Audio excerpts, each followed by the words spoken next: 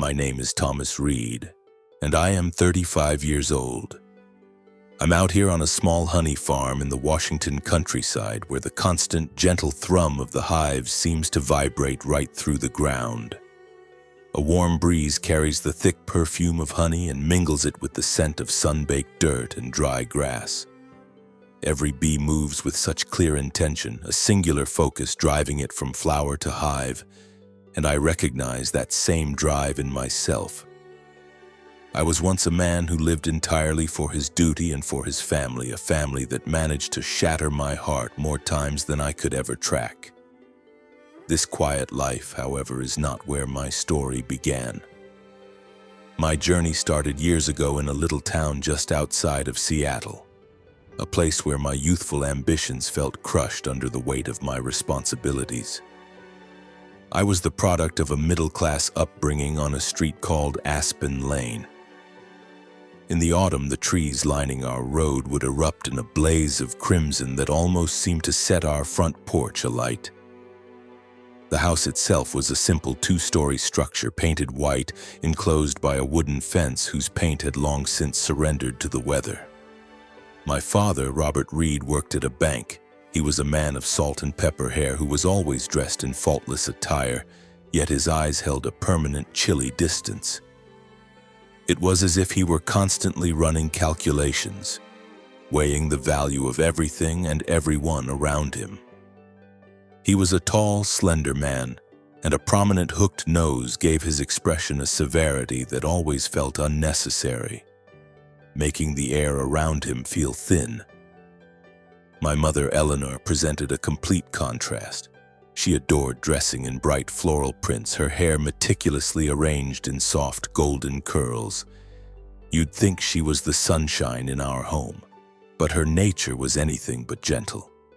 Her personality was pointed and relentlessly critical, and her words could find the smallest crack in your confidence and split it wide open. She held a part-time job at a local salon, but that seemed more like a stage for her social life than a source of income. Her real energy was poured into endless shopping trips and lunches with her circle of friends.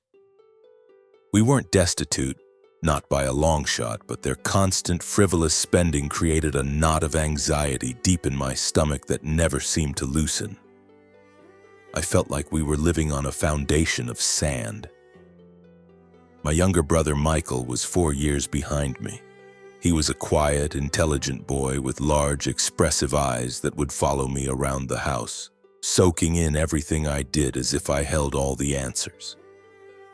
He was my shadow and my responsibility. Our home was a strange mix of loud, performative laughter for guests and the sharp, cutting arguments that erupted between our parents the moment the door closed. My parents had no concept of saving. They'd finance a brand new sedan when our current one was perfectly functional, just to keep up appearances. They hosted extravagant backyard barbecues designed solely to impress the neighbors, never once considering a future beyond the next paycheck. So Michael and I, even as kids, learned to operate on a different frequency. We became a team. I'd handle the yard work and the mountain of dishes after dinner, and he'd take care of the vacuuming and the laundry. We did it to avoid adding to their perceived burdens, but a quiet, painful question often surfaced in my mind. Do they even notice what we do? Do they actually care about us? The year I turned 18 felt like standing at the edge of a cliff. I looked at my future in that town and saw a dead-end road, a life scripted by my parents' chaos. I was desperate for something more, something with purpose. More than anything, I felt an overwhelming need to build a foundation of security for my family, one that they were incapable of building themselves.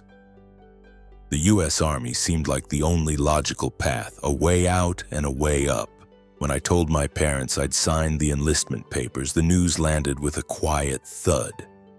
They just offered a simple nod, as if my choice was an expected, unremarkable event.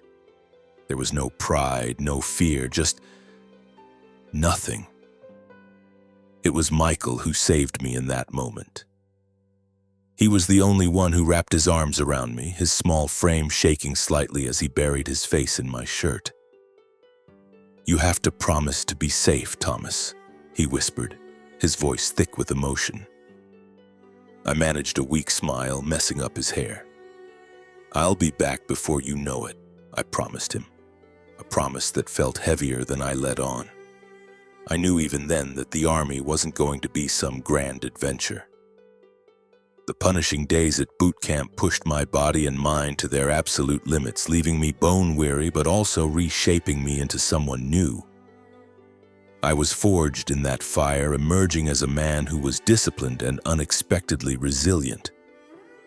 The training taught me how to maintain a core of stillness in the middle of chaos, how to function as a single unit with the men beside me, and how to place the mission above my own fear.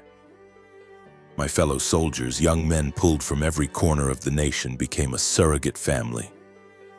We'd lie on our bunks at night, sharing worn-out stories of our hometowns, our aspirations, and the anxieties we kept hidden from everyone else.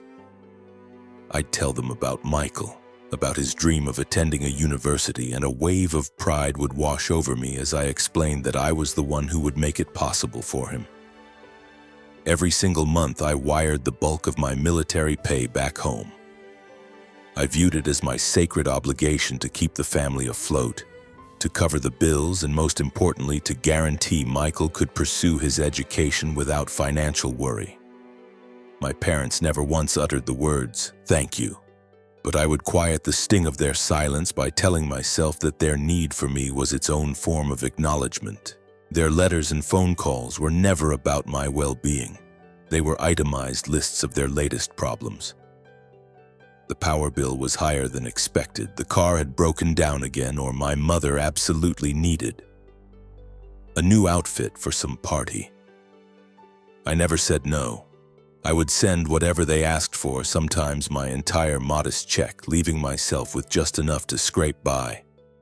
In stark contrast were Michael's letters, which arrived in envelopes covered in his messy, youthful script. He was the only one who consistently thanked me. He wrote that my support was the reason he could dedicate himself to his studies and imagine a future beyond our town. Reading his words was like a transfusion of purpose.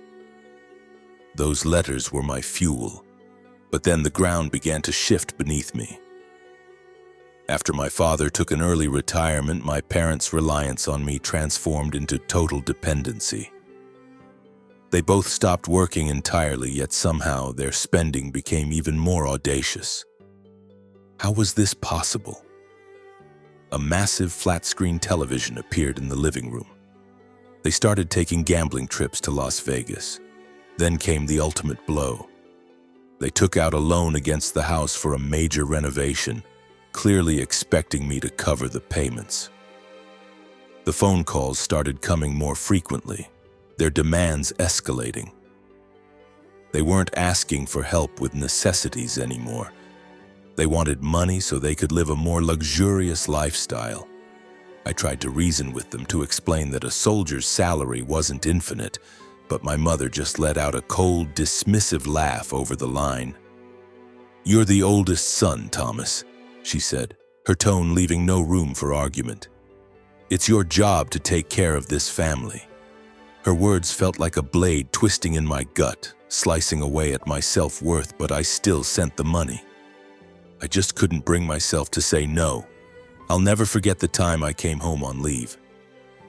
I walked up to the house and saw a brand new sedan gleaming in the driveway. My parents had used the money I'd sent, money I had earmarked for bills and Michael's school fees, to buy themselves a new car. They were parading it all over town, basking in the envy of their friends, while Michael was flipping burgers at a fast food joint just to afford his textbooks. For the first time in my life, a raw, uncontrollable fury ignited inside me. That money was for the family's needs, not for a car, I yelled, my voice shaking with a rage I didn't know I possessed. My father simply shrugged his shoulders as if I were a child throwing a tantrum. My mother turned her back on me, muttering under her breath about my lack of respect. It was Michael who gently pulled me out of the house, his own face etched with apology and humiliation on their behalf. I saw the shame in his eyes, and it broke my heart. I pulled him into a hug and promised him it would all be all right. But inside me, something had fractured. A deep, irreparable crack had formed in my perception of my family. The Army years flew by in a blur of deployments and training exercises. I earned promotions and was given more significant responsibilities, but the weight on my shoulders grew heavier with each passing day. A profound exhaustion began to set in, a fatigue that was more mental than physical. Every time a letter arrived from home, my stomach would clench with a toxic mix of hope and dread.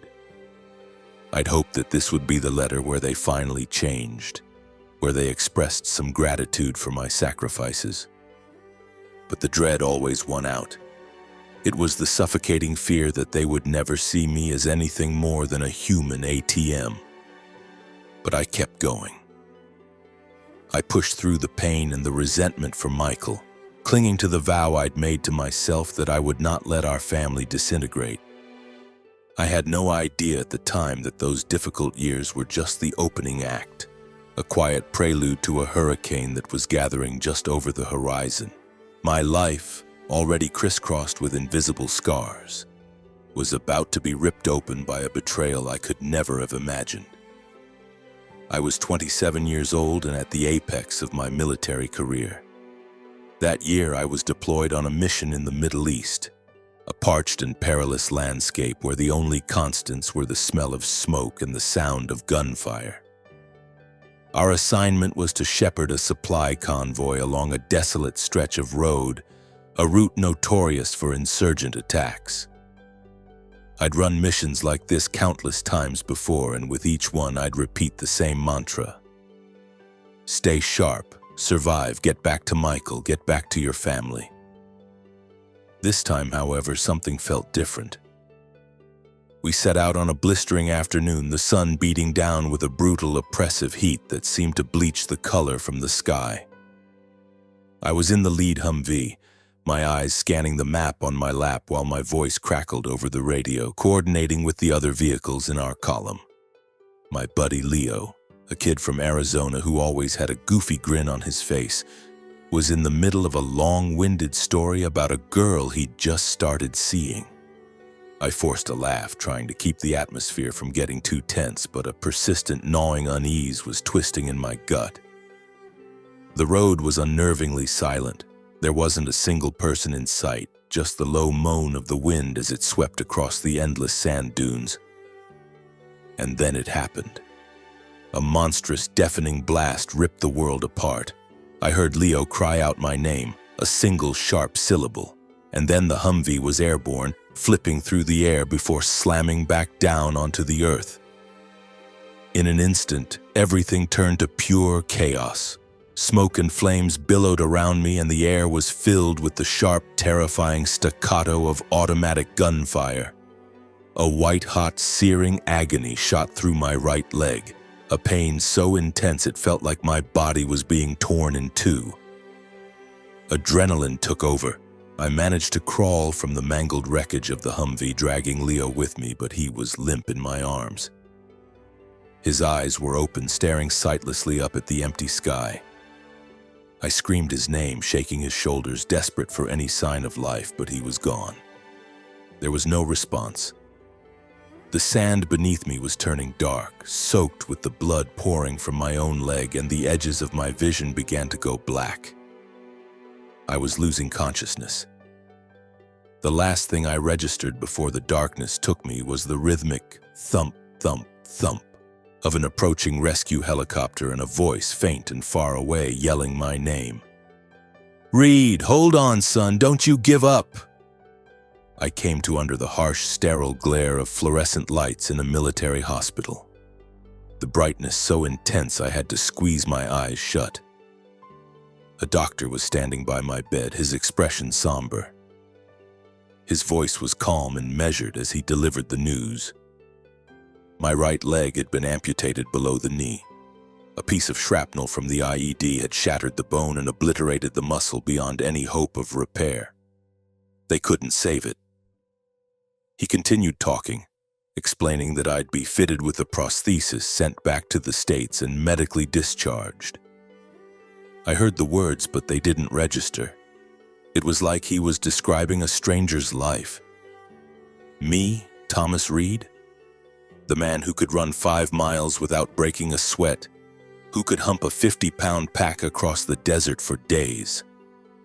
I was now an amputee, a cripple. The days that followed in the hospital melted into a monotonous haze of pain and medication. The nurses were kind and attentive, but my mind was a prison, replaying the explosion on an endless loop, the flash of the blast, the look on Leo's face, the crushing weight of my failure to save him. The nightmares started, vicious and unrelenting. They didn't just come when I slept. They ambushed me in broad daylight, the images flashing behind my eyes until I couldn't tell what was real and what was memory. Any sudden loud noise, a slamming door, a truck backfiring on the street, was enough to send me reeling. My heart would hammer against my ribs and cold sweat would drench my clothes as if I'd been thrown into a pool of ice water. The doctors gave it a name: post-traumatic stress disorder, PTSD. They offered me pills and recommended therapy, but I waved it all away. I was convinced I could muscle through this torment the same way I had muscled through every other hardship in my life. I was wrong. At 28, I was honorably discharged and sent back home to Washington. As the plane descended, I honestly didn't know what to expect. A part of me, a small, foolish part, hoped for a warm hug from my mother, a quiet word of pride from my father. At the very least, I yearned for a safe harbor, a place where I could begin to piece myself back together. I arrived back at the house on Aspen Lane with nothing but a rucksack on my back, a clumsy prosthetic leg that felt like an anchor, and a heart that was heavier than any gear I'd ever carried. It was Michael who met me at the airport. He'd shot up in the years I'd been gone, no longer the skinny kid I remembered. He was a young man now. The moment he saw me struggling with my crutches, his eyes filled with tears, but he quickly blinked them away, forcing a smile as he pulled me into a fierce hug. "You're home, Thomas," he whispered. "Everything is going to be okay now." I just nodded, unable to speak past the lump in my throat because deep down I wasn't sure anything would ever be okay again. Initially, my parents put on a convincing show of sympathy. My mother enveloped me in a tearful embrace, recounting how she'd been sick with worry when she got the news of my injury. My father clapped me on the shoulder and called me a hero, but his eyes remained as vacant and chilling as always. They converted a small den on the ground floor into a bedroom for me, since climbing the stairs was now a difficult, painful ordeal. For those first few days, I let myself believe. I felt a flicker of what I thought was love, of being cared for. My mother brought me soup, my father regaled me with town gossip, and I started to think that maybe, just maybe, this was our chance to heal, to finally become a real family. But hope has a way of being crushed by the brutal weight of reality. Within a couple of months, I felt the atmosphere in the house begin to curdle. My parents' initial concern evaporated, replaced by a growing impatience. They stopped asking how I was feeling, and they certainly didn't care about the nightmares that left me drenched in sweat and staring at the ceiling all night. Instead, the complaints began. "Thomas, you can't just lay around all day," my mother would say, completely ignoring the fact that I was pushing myself to do chores. I was washing the dishes, folding the laundry, even awkwardly mopping the floor while trying to balance on a prosthetic limb I still hadn't mastered. "You used to be the provider for this family," my father said one evening at the dinner table, his voice flat and devoid of emotion. "And now what? You don't bring in any real money." His words landed like a physical blow, knocking the air right out of my lungs. I was still signing over my entire military disability pension to them every month. It wasn't a huge amount, but it was all I had. For them, it would never be enough. I tried to ignore the constant digs, pouring all my energy into finding a job, desperate to prove I wasn't the useless burden they saw me as. I managed to land a position as a security guard at a local grocery store, but the PTSD made it impossible to function. One evening, the sound of fireworks from a neighborhood festival sent me spiraling. I dropped to the floor right there in the middle of an aisle, my heart trying to beat its way out of my chest, gasping for air as sweat poured down my face. I was fired the next week. When I told my father what had happened, a cruel smirk twisted his lips. "You were a soldier, and now you're afraid of a few firecrackers?" he sneered. "How pathetic." Everything finally erupted on Christmas Eve. The family was sitting around the dinner table, and I had done my best to create a festive mood. I had used nearly every cent of my pension money to buy gifts for my parents, wanting this one night to feel normal, to feel warm. But when I presented them with their presents, a hand-knitted scarf for my mother and an inexpensive watch for my father, my mother's face hardened with contempt. "Do you really think these cheap trinkets make up for anything?" she asked, her voice like ice. "You're not the Thomas we used to be proud of." My father immediately piled on. "If you can't contribute to this household, then you should just leave. We have no room for a useless burden here." I just sat there, frozen in my chair, the cheerful holiday music on the radio sounding like a cruel joke. It felt like the floor had dropped out from under me and I was falling into a black, bottomless pit. Michael lunged to his feet, his face flushed with rage, ready to defend me, but my mother cut him down with a single sharp command.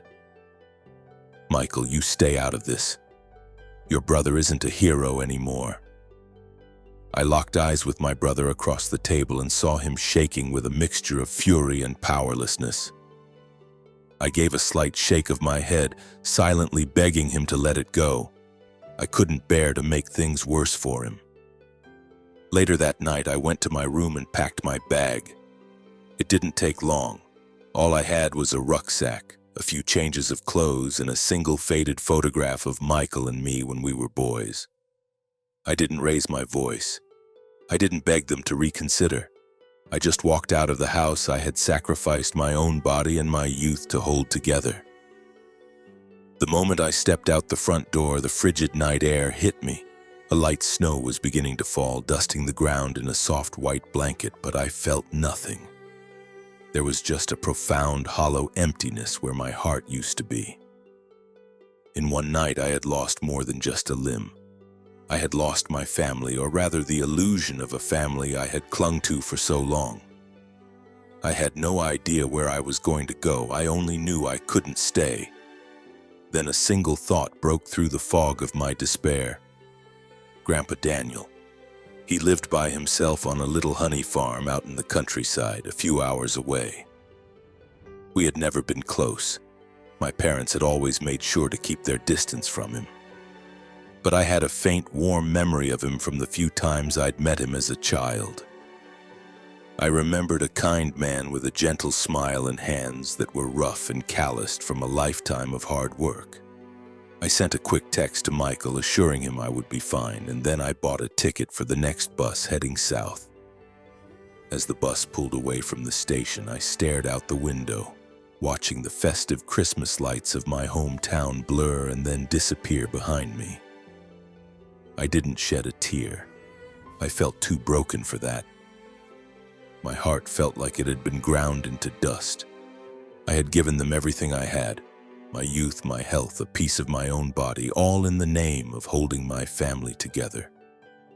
And in the end, they had thrown me away like garbage, labeling me a burden. I couldn't see it then, but in the depths of that suffocating darkness, a tiny spark of light was waiting for me. A honey farm, a grandfather I barely knew, and a new path toward finding myself again. The bus rattled down a poorly maintained country road, carrying me deeper into the remote Washington landscape. My entire life was contained in the rucksack at my feet, filled with a few articles of clothing and the broken shards of my past. My prosthesis rubbed against the vinyl seat, the joints creaking with every lurch of the bus. A constant grating reminder that I was no longer the Thomas Reed I used to be. I had managed to call Grandpa Daniel before I left, my voice shaking with uncertainty as I explained that I needed a place to stay for a while. He didn't press for details, he didn't ask any prying questions, he just said, "You come on out, son. My door is always open for you." His voice was warm and solid, completely free of judgment, and hearing it ignited a tiny, fragile flicker of hope inside me. When the bus finally wheezed to a stop at a desolate little station that was little more than a bench and a sign, I saw him. Grandpa was waiting, leaning against the fender of an old, beat-up pickup truck, a faded baseball cap pulled down low on his forehead. He looked smaller than I remembered, and his hair was now a shock of pure white. His face was a roadmap of deep wrinkles, each one telling a story of a long, hard life. But when he saw me hobbling down the steps of the bus, his face broke into a smile that felt as warm and bright as the midday sun breaking through a winter storm.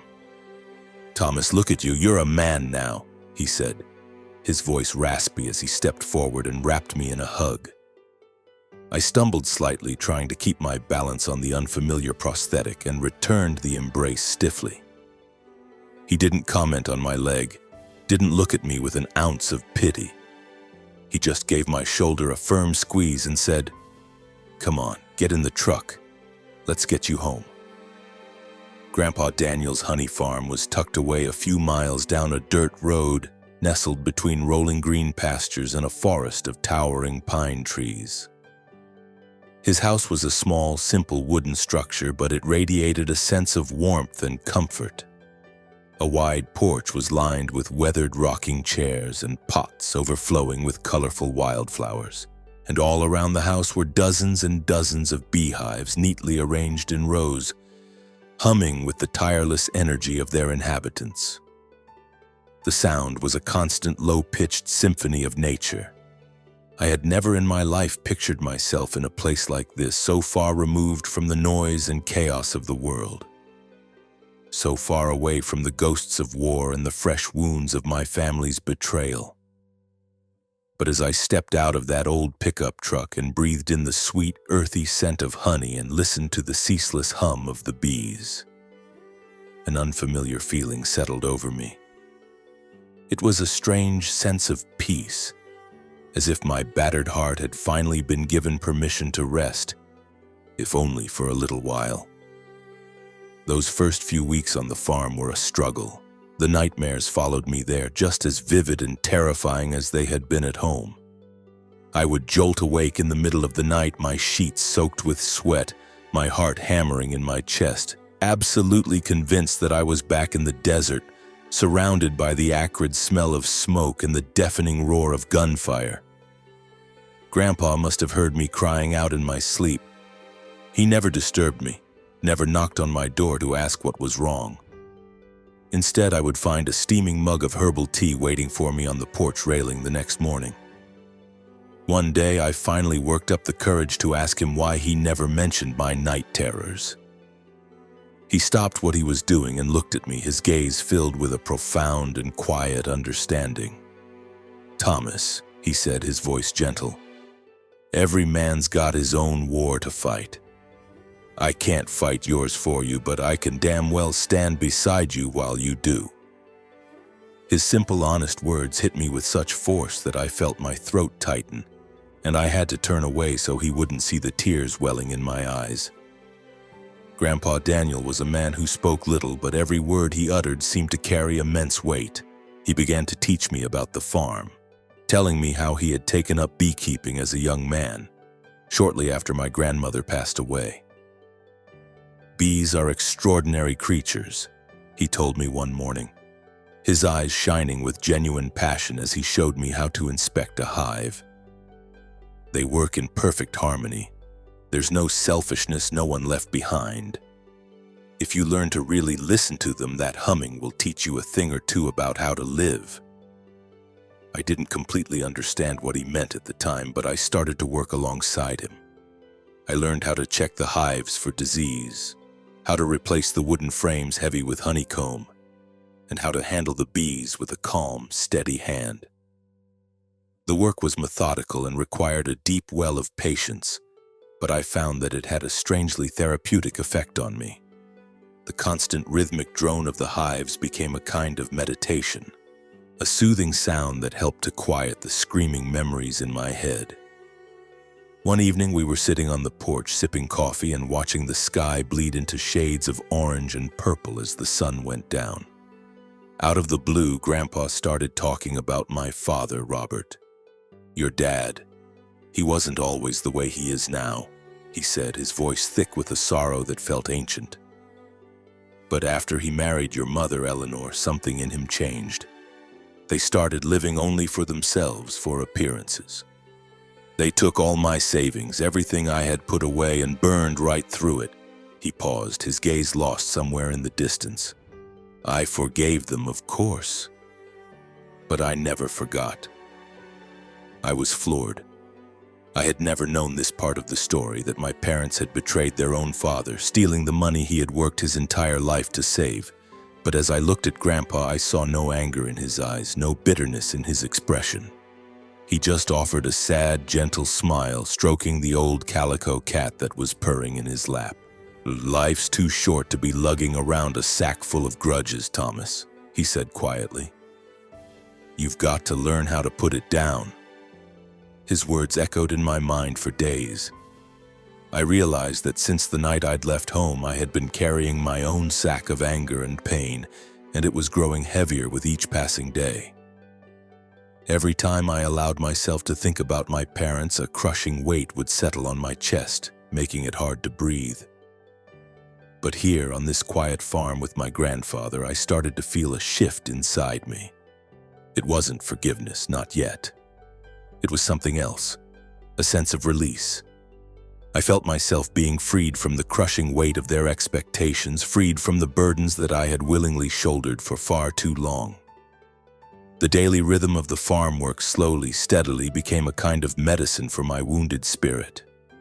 I learned the intricate art of caring for the bees, how to read their behavior, how to know instinctively when a hive was thriving or when it was in distress. Grandpa showed me how to harvest the honey, a delicate process of gently removing the frames from the hives without agitating the colony.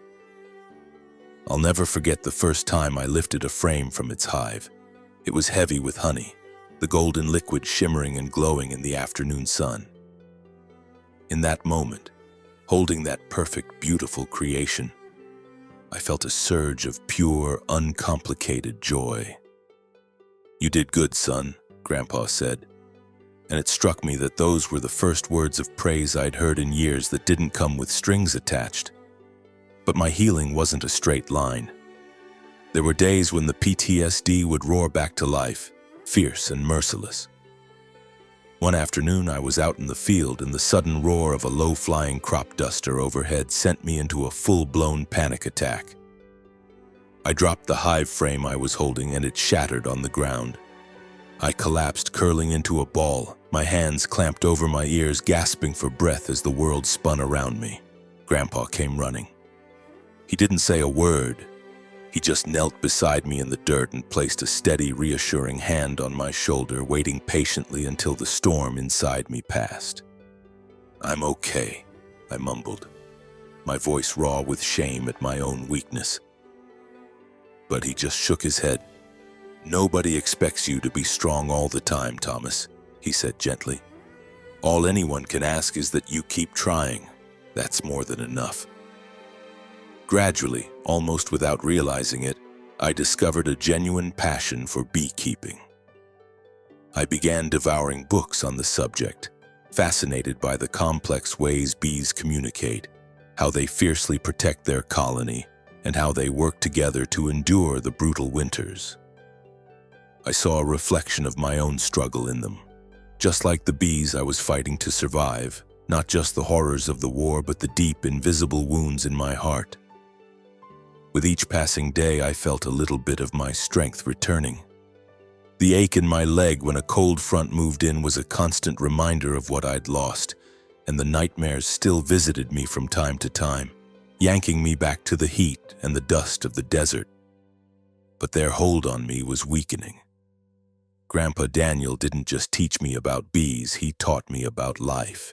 He lived with a profound simplicity, requiring very little from the world but finding immense pleasure in the smallest of things. His face would light up over a jar of freshly harvested honey, an evening spent listening to his old vinyl records, or the simple gift of a summer rain that turned the fields a vibrant green. I started to emulate him, consciously seeking out my own small moments of joy. I found it in the quiet ritual of sitting on the porch at dusk, just listening to the hum of the hives and feeling the cool evening breeze on my skin. One night we were having a simple dinner of sandwiches and leftover mashed potatoes when Grandpa looked at me and asked, "Do you ever let yourself think about the future, Thomas?" I paused, the fork halfway to my mouth. The future felt like an impossible luxury, a concept I couldn't afford to entertain. I had lost too much, my friends, my health, my family, to dare to look ahead. But he held my gaze, his eyes bright with an unexpected energy. "This farm is small," he said, "but it's got good bones, it has potential. If you were interested, we could build it into something bigger. You and me. Together." His words landed in my chest not as a question, but as an offering. For the first time since I'd come home, I felt a flicker of genuine purpose, a reason to get out of bed in the morning that wasn't just about surviving another day. I started to let myself dream again, not about making a lot of money, but about building something real, something that was truly mine. I started talking to Grandpa about my ideas, about using modern technology to improve our work.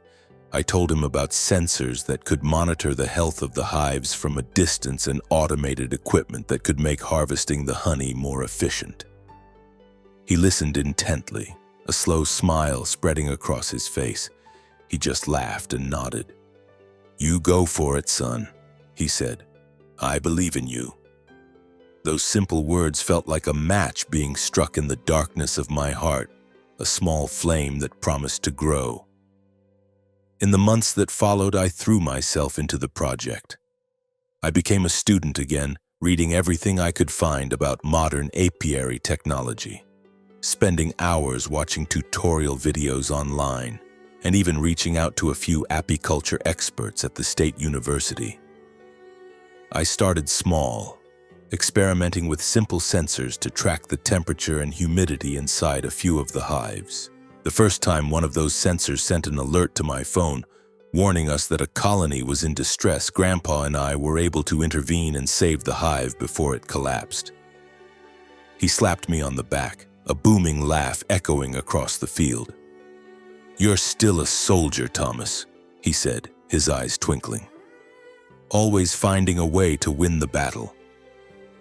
But upgrading our methods was only one piece of the puzzle. I knew that if we truly wanted the farm to thrive, we needed to get our product out into the world. Grandpa Daniel's honey was incredible, a rich, complex sweetness infused with the unique taste of the region's wildflowers.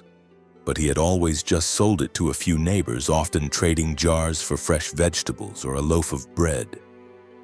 I saw a bigger future for us. I wanted Reed Honey to be a brand that people knew and trusted, not just in our little corner of Washington, but far beyond. I decided to start with social media, a world that felt completely alien to me as a 30-year-old veteran. I set up Instagram and YouTube accounts for the farm, calling them Reed Honey Farm. My first attempts were clumsy and awkward. I had no idea how to frame a shot or edit a video.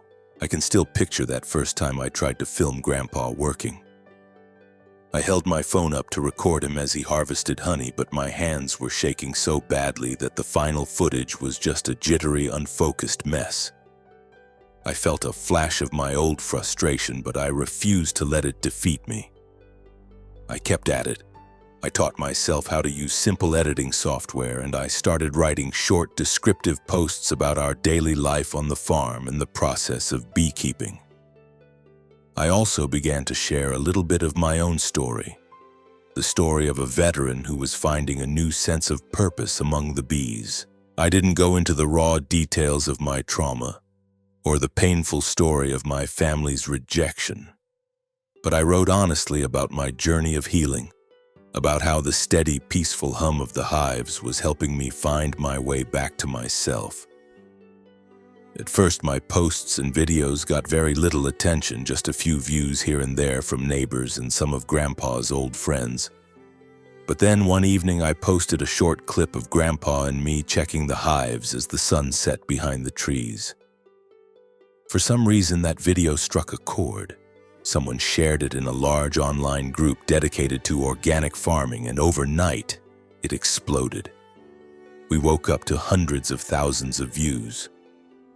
Suddenly, my phone was buzzing with messages from complete strangers, people asking where they could buy our honey, or wanting to know more about our sustainable beekeeping practices. One message in particular stopped me in my tracks. A woman wrote, "Your story is so inspiring. Thank you for sharing it with the world." I read her words out loud to Grandpa as we sat on the porch, and for the first time in what felt like a lifetime, I felt seen. I felt valued. We got to work. Grandpa and I started bottling our honey in small glass jars. I designed a simple label for them, a single bee set against a backdrop of a green field with the words "Read Honey" printed underneath. We started selling through our Instagram page and at the local farmers market on Saturdays. Before long, we were getting orders from all over the state, and even from Oregon and Idaho. A steady stream of money started to come in. It wasn't a fortune, but it was enough to buy better equipment and begin expanding our number of hives. Grandpa, despite being well into his 70s, worked with a renewed energy. I could see the joy in his eyes. He was happier than I had ever seen him.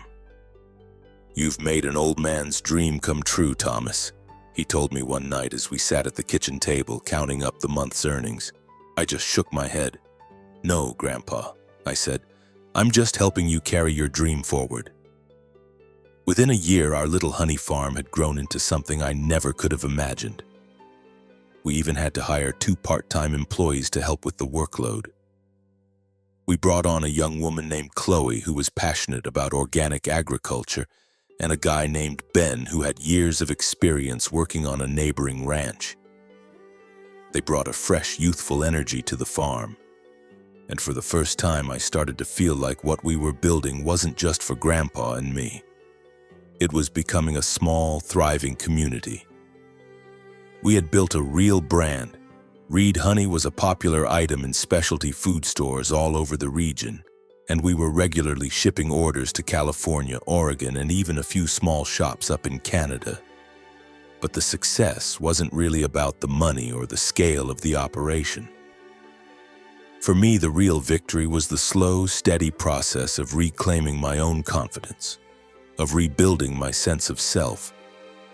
The panic attacks hadn't disappeared completely, but they were becoming less frequent, less powerful. Some days, a sudden loud noise would still make me jump, or I'd wake up from a nightmare drenched in cold sweat. But the physical work of the farm always brought me back to earth. Standing out in the fields, surrounded by the constant reassuring hum of the bees, I felt like I was still fighting a war. Not with guns and explosives, but against the invisible wounds that had scarred my soul. Grandpa Daniel was more than just my teacher and my business partner. He was my mentor, my best friend, my true family. He never pressured me to be strong or to get over my past. His quiet, unwavering presence was enough. He made me want to be the best version of myself. One afternoon, I was out filming a video about how to inspect a hive when my phone buzzed in my pocket. It was a message from Michael. He told me he'd graduated from college and was now working as an engineer in Portland. He wanted to come visit. "Thomas," he wrote, "I saw your farm's YouTube channel. I am so incredibly proud of you." A genuine smile spread across my face and a warmth filled my chest. Michael was the only person from my old life that I still communicated with, and even that was infrequent. I quickly texted him back, telling him I'd love for him to come, a flicker of hope igniting inside me that we could finally rebuild what had been broken. A few weeks later, I was standing on the porch, my eyes fixed on the long dirt road that led to the farm. My heart was pounding in my chest like a kid on Christmas morning. Michael had promised to drive out for the weekend, and today was the day. I had no idea what to expect. Would it be an emotional reunion, an awkward, stilted conversation? Or would we just fall back into the easy, comfortable silence of two brothers who had been apart for too long? Whatever happened, I knew that deep down I desperately wanted to reconnect with him. He was the only member of my family who had ever really seen me, who had ever truly understood. Finally, I saw a cloud of dust in the distance. A rental car came bouncing down the road and pulled into the yard just as the sun was beginning to set. Michael stepped out of the car. He seemed taller than I remembered, dressed in a crisp blue shirt, but he had the same bright, infectious smile he'd had as a boy. "Thomas!" he called out, jogging over to me and pulling me into a powerful hug. I hugged him back, burying my face in his shoulder, and in that one moment of contact, all the years, all the pain, all the distance between us seemed to dissolve into nothing. "Welcome home, kid," I managed to whisper, my voice thick with emotion. Michael laughed and gave my shoulder a playful punch. "Home. It looks like you've built yourself a bee empire out here." Grandpa Daniel was standing in the doorway, a wide, warm smile on his face, his eyes crinkling at the corners as he watched us. "Come on in, Michael," he said, his voice full of kindness. "I've got a rack of honey-glazed ribs on the grill that'll knock your socks off. You boys better be hungry." We walked into the little house, and the rich smell of roasted meat and buttery potatoes immediately enveloped us, mingling with the scent of burning pine from the fireplace. Grandpa had set the table simply but with care, placing a large jar of our reed honey right in the center, a golden symbol of everything we had built from nothing. Dinner was filled with easy laughter and shared stories. Michael told us about his life in Portland, about his job at a big engineering firm, and he admitted that he had been following my social media posts from the beginning. "I'm not even kidding, Thomas," he said with a grin. "I've been bragging to all my coworkers that my brother is a honey tycoon." I couldn't help but laugh. Grandpa then launched into a hilarious, exaggerated story about the time I'd dropped a full hive frame when I was first learning the ropes, and the three of us laughed so hard that tears streamed down our faces. In that moment, surrounded by their warmth, I felt a profound sense of belonging, a feeling I hadn't experienced in years. This wasn't a family held together by obligation or duty. It was held together by genuine love. About halfway through the meal, Michael's expression turned serious, and he looked at me, his good humor gone. "Thomas, I have to say this," he began, his voice quiet. "I am so sorry for what happened back then at the house. I knew how badly Mom and Dad were treating you, and I didn't stand up for you. I was a coward. I was too scared to say anything." I reached across the table and put my hand on his shoulder, shaking my head.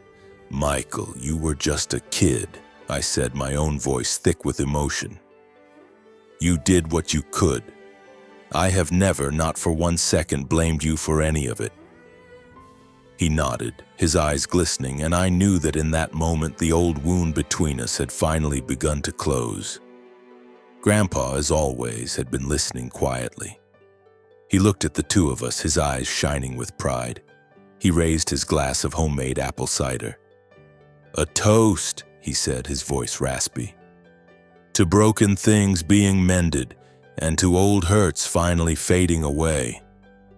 We raised our glasses and clinked them together, and in that simple act a sense of peace washed over me that was deeper and more profound than any I had ever known. The rest of the evening was spent talking about bees, about our plans for the farm's future, and about the dreams we now dared to pursue together. When Michael got ready to leave the next morning, he pulled me into another tight hug and promised he would be back soon. "Thomas," he said, his voice serious, "I want to be a part of this. Not just as a visitor, as family." I nodded, my heart too full for words. As I stood beside Grandpa on the porch, watching his car disappear down the long dirt road, I knew that this was more than just a visit. It was the beginning of a new chapter, not just for the farm, but for all of us. In the days after Michael's visit, I felt a fresh wave of energy surging through me. He had rekindled a hope inside me, reinforcing a truth that Grandpa had taught me. Family isn't just about who you share blood with. It's about the people who choose to stand with you, who show up when you need them most. Our farm, now proudly known as Reed Honey, was flourishing. Our jars lined the shelves of specialty food shops all over Washington, and we were getting so many online orders that I had to hire another person just to manage the packing and shipping. My dreams for the farm began to expand. I envisioned it becoming more than just a business. I wanted it to be a symbol of resilience, a testament to the idea that people can get back up after they've been knocked down. But life has a way of reminding you that comfort is always temporary. It was a lesson I had learned the hard way in the war, and it was a lesson I was about to learn all over again. One sunny afternoon, I was out in the field checking the hive sensors when a sleek silver sedan pulled up to the gate at the end of our driveway. I assumed it was just another customer, but when the driver's side door opened, a familiar knot of ice formed in my stomach. It was my parents, Robert and Eleanor Reed. They were dressed in their typical flashy attire, as if they were on their way to a fancy luncheon. My mother emerged from the passenger side wearing a brightly colored floral dress, a strained, unnatural smile plastered on her face. My father, in a worn but expensive-looking suit, his salt and pepper hair looking unusually messy, let his gaze sweep across the farm, his eyes appraising everything as if he were calculating its monetary value. From the corner of my eye, I saw Grandpa rise from his rocking chair on the porch, his expression hardening, his eyes suddenly as sharp and cold as flint. "Thomas, my boy," my mother cooed, her voice dripping with a cloying sweetness that was so artificial it made my skin crawl. She was an actress playing a part in a play I had no desire to watch. "We need to talk." I just stood there, my hand gripping a hive frame so tightly my knuckles turned white. I could feel the past rushing back in, a toxic tide threatening to drown everything I had worked so hard to build. Grandpa came and stood beside me. He didn't say a word, but his solid presence was like a fortress at my back, a silent reminder that I was not standing there alone. "Robert, Eleanor," Grandpa said, his voice low and steady, each word a carefully placed stone. "What are you doing here?" My mother's smile faltered, and she shot a nervous glance at my father. He cleared his throat and stepped forward, attempting a friendly, charming smile that didn't reach his eyes. "We know we made a mistake," he said, his voice smooth as oil. "We've come to apologize. We want our family to be whole again." The words sounded pleasant enough, but I watched his eyes darting around, constantly assessing, calculating. My mother quickly added, "Thomas, we saw your little farm on the internet. You've done so well for yourself. We just want to be a part of your success." I remained rooted to the spot, my heart hammering against my ribs, the hum of the bees fading into a dull roar in my ears. A foolish part of me, a part I thought I had long since buried, wanted to believe them. I wanted to believe that they had changed, that they were genuinely sorry. But the memory of that Christmas Eve, of them calling me pathetic, a useless burden, and casting me out into the cold, was seared into my brain. It was a brand that would never fade. I glanced at Grandpa, and he gave me a barely perceptible shake of his head, a silent confirmation that he knew exactly what I was thinking. "Robert, Eleanor," Grandpa said again, his voice still quiet but now laced with ice. "You took every penny I had saved, and you burned through it without a second thought. And now you just happen to show up here now that Thomas is making a success of himself.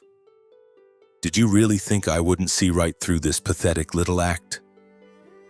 My mother's face went white, and my father's whole body went rigid.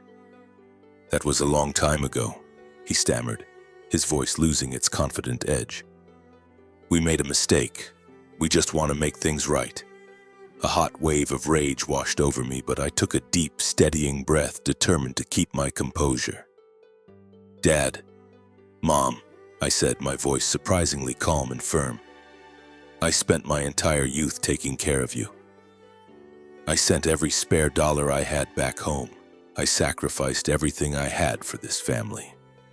But you never saw me as a son. You only saw me as an ATM.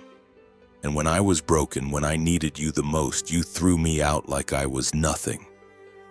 I paused, letting the words hang in the air between us. "I don't need your apologies. They're too little, too late." My mother started to sob, a theatrical display of crocodile tears. I couldn't tell if her grief was real or just another performance. "Thomas, you can't talk to your own parents this way," she whimpered, her voice catching dramatically. "We're your family." I shook my head, and as I finally spoke the words that I had held inside for so long, I felt an incredible sense of liberation. "No," I said, my voice clear and strong. "Family aren't the people who throw you away when you're at your lowest. My family is right here. It's Grandpa. It's Michael. It's the people who stood by me when I had nothing." My father's carefully constructed facade finally cracked, and his temper flared. He took a step toward me, his finger jabbing at the air. "Who the hell do you think you are?" he spat, his face contorted with rage. "Some big-shot farmer? You're still just a crippled soldier who mooched off of us for years." His words were meant to be a dagger, but this time they couldn't pierce my armor. I met his furious gaze without flinching.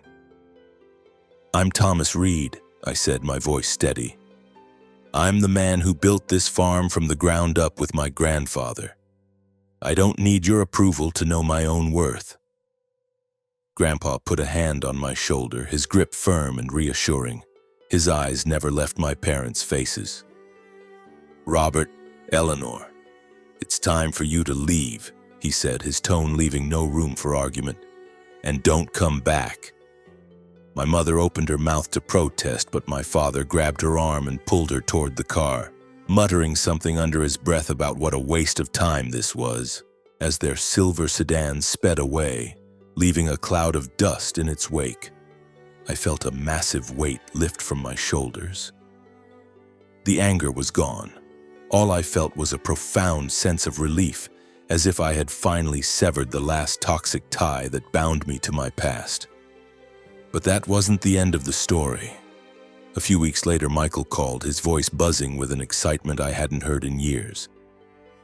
"Thomas, I've got a whole week off," he said. "I want to come back out to the farm, and I've got some ideas. Some big ideas for the business." When he arrived, he was carrying a briefcase stuffed with papers and wearing a smile that lit up his whole face. I knew this was more than just a weekend visit. Michael had spent weeks researching new product lines. He had plans for beeswax cosmetics, for scented candles, even for offering beekeeping workshops and tours for visitors. "Thomas," he said, his eyes shining with passion, "we can turn Reed honey into more than just honey. We can make it an entire experience." Grandpa and I sat and listened as Michael laid out his vision, and I felt a surge of pride so powerful it almost knocked me over. The little boy who had once depended on me for textbook money was now a brilliant, passionate young man with a vision. The three of us started working together, experimenting with Michael's ideas. He developed a whole line of beeswax-based cosmetics, moisturizers, lip balms, hand salves, and we started selling them through our website. The beekeeping tours became a huge hit, attracting visitors from all over the region. We had families who were curious about bees, school groups on field trips, and even a few journalists who wanted to write a story about our farm. Michael ended up staying much longer than he had originally planned. We fell into a comfortable rhythm, the three of us. Me, Michael, and Grandpa. Every evening we'd gather on the porch for a simple meal, our conversations filled with easy laughter. One night, Michael apologized again for not standing up to our parents, but I just shook my head. "You're here now," I told him. "That's all that matters." And I knew deep in my heart that I meant it. There was nothing left to forgive. Meanwhile, my parents continued their campaign to get back into my life. They sent text messages and left voicemails. They even sent a long, rambling letter in the mail full of dramatic claims about how much they regretted their actions and how desperate they were to reconnect. But Grandpa and I were united on this front. We didn't need them. Their time in our lives was over. One afternoon, Michael and I were in the barn packing up a large honey shipment that was heading to a client in Southern California. He paused and looked at me, a serious expression on his face. "You know, Thomas," he said, "I've always looked up to you. Even when things were at their absolute worst, you never ever gave up." A real smile spread across my face, and I felt a sense of contentment so deep it was almost overwhelming. "Michael," I replied, "I couldn't have done any of this without you and Grandpa. The farm wasn't just a business anymore, it was a home. It was a sanctuary that I had built with the people I loved. I still had my battles with PTSD. The nightmares hadn't vanished completely, but they were fewer and farther between. And when they did come, I knew I wasn't alone. I knew I had Grandpa and Michael to see me through the darkness. I had finally learned that family has nothing to do with blood and everything to do with choice. It's about the people who stand with you when the rest of the world turns its back." Standing there in the middle of the fields, watching the bees dance from flower to flower, I knew my journey was far from over. But for the first time in a long time, I wasn't afraid of what lay ahead. I had Reed Honey, I had Grandpa, I had Michael, and I had finally found myself. I was Thomas Reed, a man who had walked through the darkness and found his own light. A man who would keep fighting, not out of a sense of duty, but out of a deep and abiding love. The years that followed on the farm were like a string of golden beads, each one full and meaningful, like drops of honey flowing from a freshly pulled frame. Reed Honey wasn't just a business anymore, it had become a vital part of our local community. We continued to expand our operations, producing not only our signature honey, but also a full line of beeswax products, candles, cosmetics, and salves. And the beekeeping tours that Michael had envisioned became one of our most popular offerings. Small tour buses would make their way down our long dirt road, bringing visitors from Portland, Seattle, and sometimes even farther. They came to hear our story, to learn about the intricate lives of bees, and to see for themselves how a colony works together as a family. I would often stand before these groups of strangers and share my journey. I didn't talk about myself as a soldier or a wounded veteran. I spoke as a man who had lost his way and found a new purpose in the quiet, diligent work of the bees. I was no longer the Thomas Reed I had once been, the soldier crushed by the weight of obligation, the betrayed son, the man haunted by his trauma. The nightmares still came, of course. There were still nights when I would wake up in a cold sweat, my heart racing, the smell of smoke and sand filling my senses. But they were less frequent now, and their power over me had diminished. When they did come, I was no longer afraid. I would just get out of bed, walk outside, and stand among the sleeping hives, listening to their constant, steady hum until my own heart found its rhythm again. Grandpa once told me that bees can teach us how to live, how to work together, how to be selfless, how to never abandon your own. It was a lesson I learned not just from the bees, but from him, from Michael, and from the man I was becoming. Michael became an essential part of our operation. He left his corporate job in Portland and moved out to the farm permanently, bringing his boundless energy and a constant stream of creative ideas with him. Together, we launched a professional website for Read Honey, where customers from all over the country could place orders and read about our story.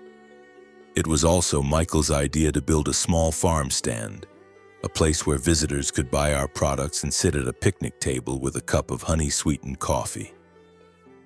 "Thomas, we're not just selling a product," he told me one day, his eyes shining. "We're selling a story. We're selling inspiration." He was right.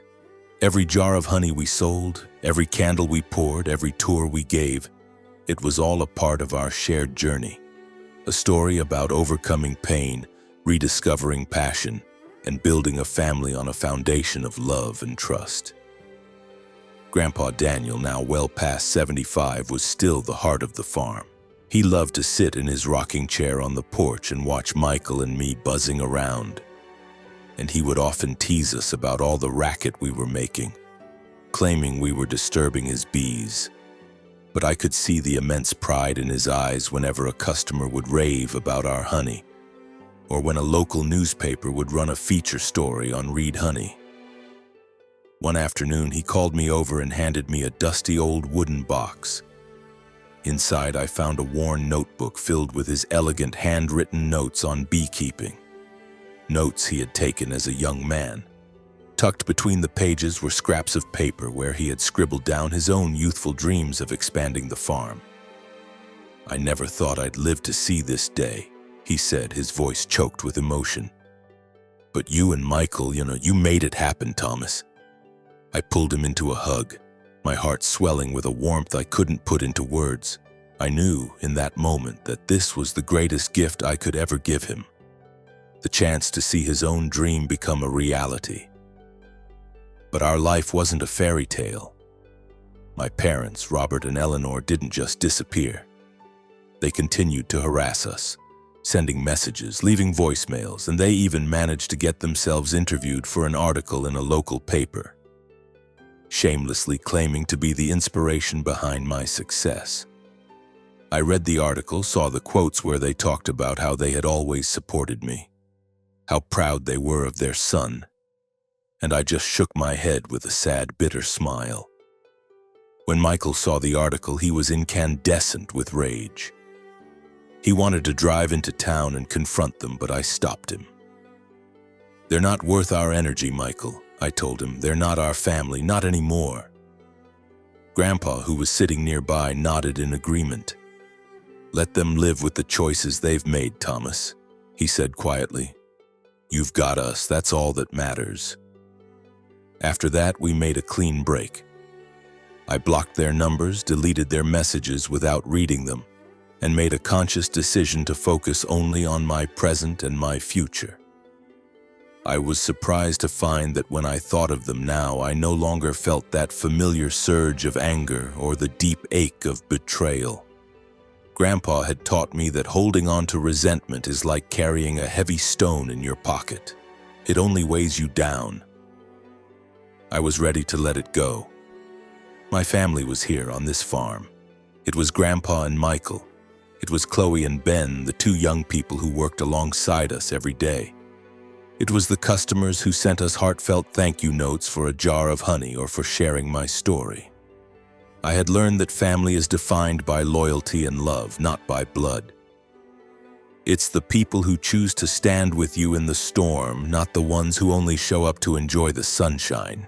One crisp autumn afternoon, I was standing out in the fields watching the honeybees dance in the golden light, the air thick with the sweet perfume of wildflowers.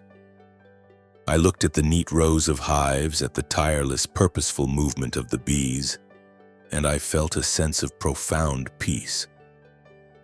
In the distance, I could see Michael leading a group of tourists, patiently showing them how to inspect a hive without disturbing the bees. Grandpa was in his usual spot on the porch, engrossed in an old paperback, his calico cat curled up asleep at his feet. A genuine smile spread across my face and a feeling of contentment washed over me, a peace so deep and quiet I had never known anything like it before. I let my mind drift back over my journey. I thought about the idealistic young man who had joined the army so full of hope and purpose. I thought about the broken soldier who had come home, wounded in body and spirit. I thought about the son who had been cast out by his own family. And then I thought about the man I was now, a man who had found a profound sense of meaning in the simplest of things. I had lost so much along the way. I had lost a part of my body, I had lost friends like Leo, I had lost the family I had sacrificed everything to protect. But in the end, I had gained so much more. I had found a passion, I had found a home, and I had found a true family. Reed Honey had become a beloved institution in our community. We were invited to speak at agricultural conferences, and local schools contacted us about setting up beekeeping workshops for their students. After one of our tours, a little girl ran up to me and threw her arms around my legs. "When I grow up," she said, looking up at me with wide, serious eyes, "I want to be strong like you." I laughed and ruffled her hair. "You will be," I told her, "as long as you never give up." As I said the words, I realized that was the message I had been trying to send back in time to my younger self all along. One evening, the three of us were sitting down to dinner. Another delicious rack of Grandpa's famous honey-glazed ribs, when I felt a sudden urge to speak. "Grandpa, Michael," I said, my voice a little unsteady, "I just want to thank you, both of you. I honestly don't know where I would be right now if it weren't for you." Michael just grinned and gave my shoulder a familiar, playful punch. "Thomas," he said, "I'm the one who should be thanking you. You're the one who showed me what a real family looks like." Grandpa just smiled, that slow, warm smile of his. He raised his glass of cider. "To Reed Honey," he said, his voice raspy with emotion, "and to us." Later that night, as I stood at the kitchen sink clearing the dinner plates, I looked out the window. A full moon was hanging in the sky, and its silvery light was bathing the fields, making the white hives shimmer like a constellation of stars scattered across the dark earth. I thought about my long journey, about my scars, the ones you could see and the ones you couldn't, and about how I had finally learned to live with them. I was no longer the soldier staggering under the weight of his obligations. I was no longer the son desperate for his parents' approval. I was Thomas Reed, a man who had found his own light in the deepest darkness. And I knew, with a certainty that settled deep in my bones, that no matter what the future held, I would keep moving forward, with love, with passion, and with my true family by my side. My story ends here in these quiet fields where the constant, gentle hum of the bees is a daily reminder that life, no matter how difficult it gets, is always worth fighting for. And if you ever find yourself feeling lost, remember that family isn't defined by blood. It's defined by the people who choose to stand with you, who love you not in spite of your scars, but because of them. And sometimes the light you've been searching for has been right there in front of you all along, just waiting for you to find the courage to step into it.